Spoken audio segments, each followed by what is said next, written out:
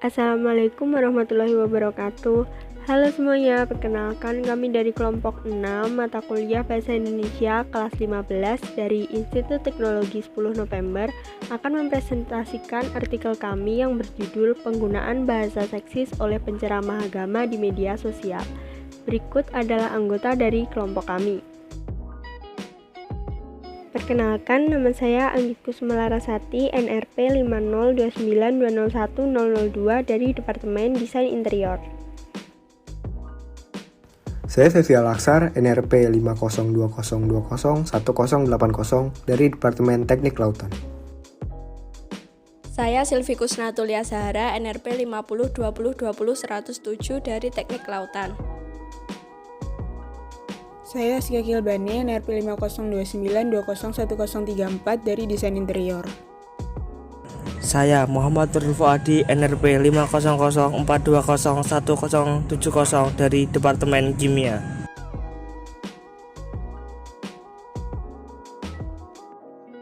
Bahasa merupakan sarana berkomunikasi yang mengungkapkan perasaan, gagasan, pikiran, dan keinginan antar manusia.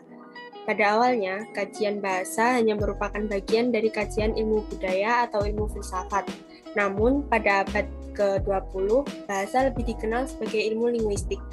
Dalam perkembangannya, bahasa mengalami perubahan dalam susunan huruf maupun vokal. Kemudian, dalam pengucapannya banyak melahirkan bahasa-bahasa baru termasuk bahasa seksis. Bahasa seksis adalah bahasa yang menggambarkan pria dan wanita secara tidak setara, di mana salah satu kelompok gender dianggap lebih rendah kastanya, lebih sederhana, dan tidak memiliki hak yang setara dibandingkan kelompok gender lainnya. Bahasa seksis yang dilontarkan biasanya lebih banyak menyinggung mengenai perempuan, mulai dari cara berpakaian, tutur kata, hingga perilaku turut menjadi topik dalam sebuah kajian. Hal ini menjadikan semakin luasnya stereotip masyarakat mengenai gender dan kesenjangan yang terjadi. Banyak masyarakat maupun tokoh agama yang mengucapkan bahasa seksis. Bahkan, bahasa seksis tersebut kemudian disebarkan melalui media sosial. Penelitian ini bertujuan untuk dapat mengetahui apa yang melatar belakangi penggunaan bahasa seksis, mengetahui dampaknya bagi suatu kaum gender, dan mengetahui tujuan digunakannya bahasa seksis itu sendiri.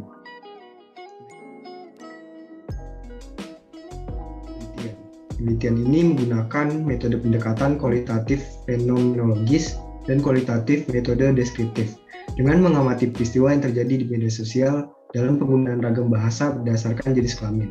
Penelitian kualitatif adalah penelitian dengan mendalami dan memahami fenomena yang dialami oleh subjek penelitian, misalnya perilaku, persepsi, motivasi, dan tindakan.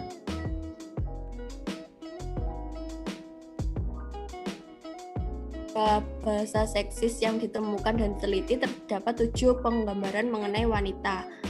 Seperti pada data pertama ini, kita ketahui bahwa penceramah menjelaskan bahwa seorang wanita sholihah tidak seharusnya bersifat ngebantah atau menjawab. Pemikiran tersebut dapat memunculkan persepsi bahwa wanita yang ngebantah dan tidak dididik berdasarkan syariat Islam merupakan wanita yang tidak baik. Persepsi itu dideskripsikan dalam pernyataan karena wanita itu fitrahnya tidak dididik, diajarkan, dan diayomi.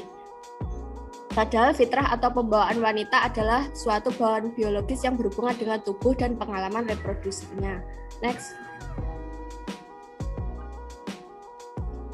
Selanjutnya, pada data gambar 2 ini, pernyataan dari Bang Haji Roma Irama yang sedikit menyalahkan wanita dalam urusan rumah tangga.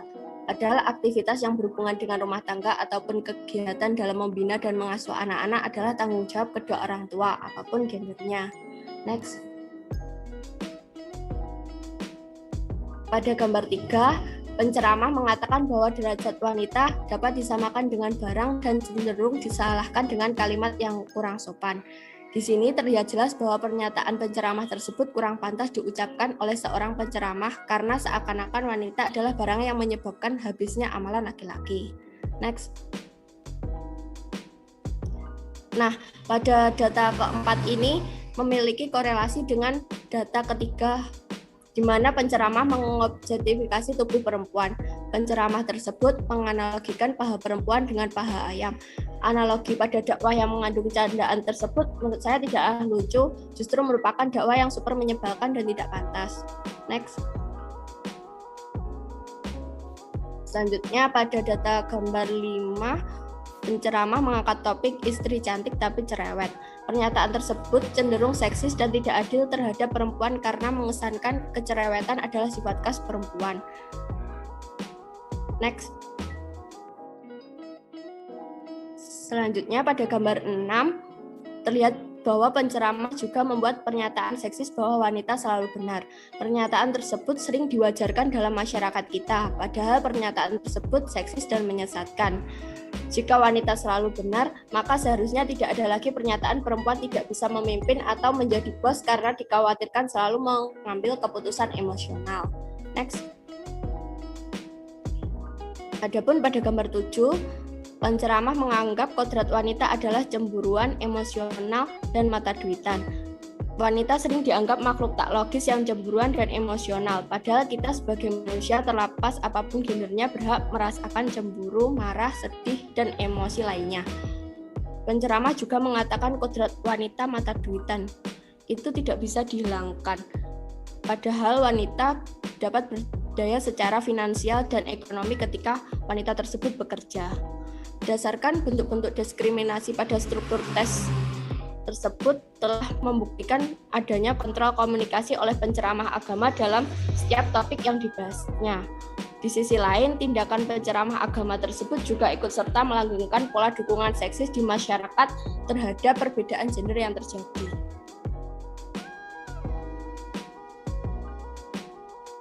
Dari hasil data yang kami peroleh, berikut pembahasan yang dapat kami paparkan. Yang pertama, yaitu adanya kontrol komunikasi oleh penceramah agama pada topik bahasannya.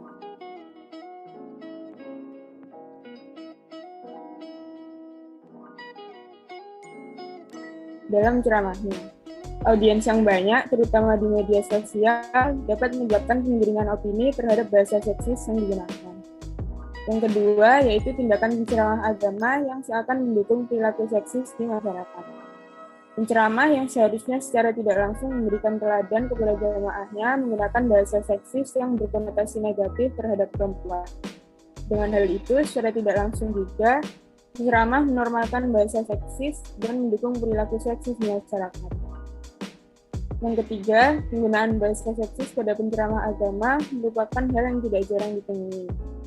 Dari banyaknya data yang kami peroleh pada penelitian ini menunjukkan bahwa penggunaan bahasa seksis oleh penceramah agama merupakan hal yang sangat lumrah ditemui.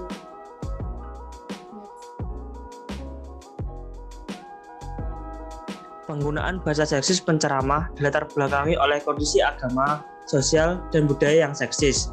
Hal ini, penceramah biasanya melakukan bahasa seksis dikarenakan pengajarannya di masyarakat sehari-hari yang sering menyudutkan oleh gender lainnya. Selanjutnya, wanita sering digunakan sebagai objek topik kajian bahasa seksis. Dalam penggambarannya, bahasa seksis, wanita dikonotasikan negatif dan dianggap memiliki perilaku dan sifat yang merugikan laki-laki.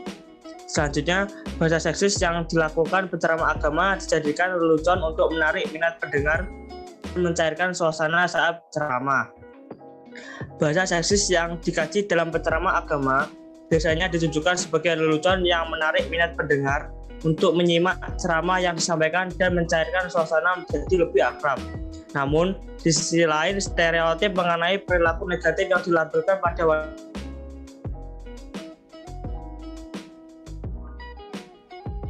bahasa seksis telah mengakar dalam masyarakat karena adanya hubungan kondisi agama, sosial, dan budaya yang timpang antara laki-laki dan perempuan dalam identitas gendernya. Sekian yang dapat kami sampaikan, kurang lebihnya kami mohon maaf yang sebesar-besarnya. Wassalamualaikum warahmatullahi wabarakatuh. Thanks for watching.